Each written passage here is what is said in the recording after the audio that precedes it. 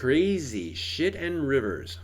I've had a few rivers that are influential in my life, but none have impacted me as much as the River Kwai in Thailand, or as is more properly pronounced, the River Kwai. River Kwai means buffalo, and it's not the Buffalo River. Kwai means tributary, and it is the tributary river. Uh, anyway, it's a river in western Thailand near Myanmar or Burma. It was very important in World War II. The Japanese controlled this area and they used it for a lot of the resources. Uh, anyway, now it's a big tourist destination and people go there very often to enjoy the sights of the river. A very famous business is these floating hotels, these floating rafts that just go down the river, and these floating hotels are like real rooms in a hotel. They got regular beds with air conditioning. There's even a cook who prepares meals for you. Well, anyway, I was there on a vacation with the faculty from the university where I was working. I had been in Thailand for just a few months, and this is our first vacation. And so there were about 40 or 50 of us teachers there. And one of them asked me, "Hey, do you want to go? Let's go swim across." We noticed across the river from us there was a cave. There was a little cliff face with a cave. This isn't exactly the picture of it. I couldn't find it. But imagine there's a little tiny cave in there. Not much higher than the little hole you see there in the cliff face. And so he and we swam across. And when we got across, I wasn't expecting much. I thought it would just be a little cave, and we would just sit there and rest for a little bit and swim back. But lo and behold, when I got there, there was a Buddha inside and some other little statues. And incense and candles were burning. And I thought, wow, this is amazing. It was so peaceful and relaxing. I was like, oh, this is really beautiful.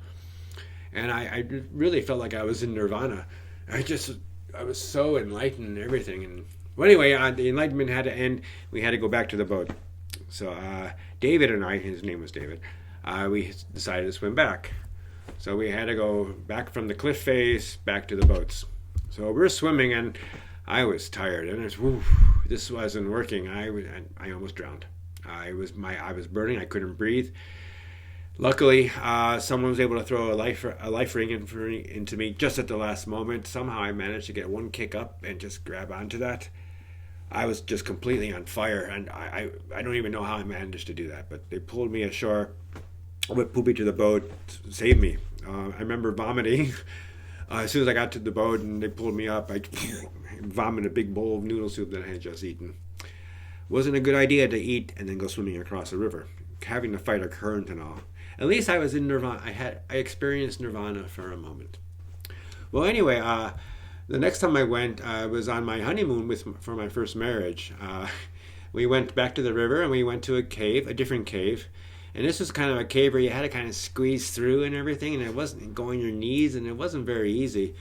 This is with my first wife, Moo, and she didn't want to go. She refused. But I wanted to go, so I went. And when I went inside, I couldn't believe what I found. There was like a whole temple inside with all these Buddhas and statues. It's like so amazing.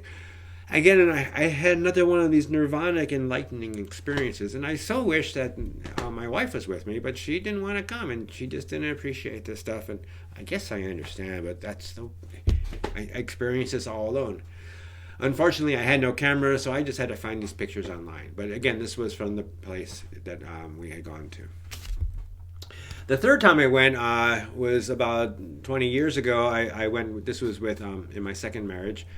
I went with my in-laws. We were about 15 of us, and we were going to go take a group family picture at the River Kwai, the bridge over the River Kwai, which is a very famous bridge from a movie and from history in World War II. So we all went. And you can see the little curvy arches, and then there's a little space between the curvy arches. I told everyone to stand up between the curvy arches, and I was going to stand at the back and take a photograph. And so you can see everyone here. Here's the family. They're walking out. They're going to go stand and take a picture. So they're all posing, and I'm standing on the side opposite of them taking the picture, and suddenly I fell. I fell backwards. Luckily, I didn't fall into the river. Luckily, I didn't fall onto the sidewalk. I fell onto the grass. Oh, long story short, I shattered my wrist, and I spent a week in the hospital. I ended up going, you can see my wrist here, I ended up going to the beach. We went to the beach for a few days, and here's the x-ray of my bones.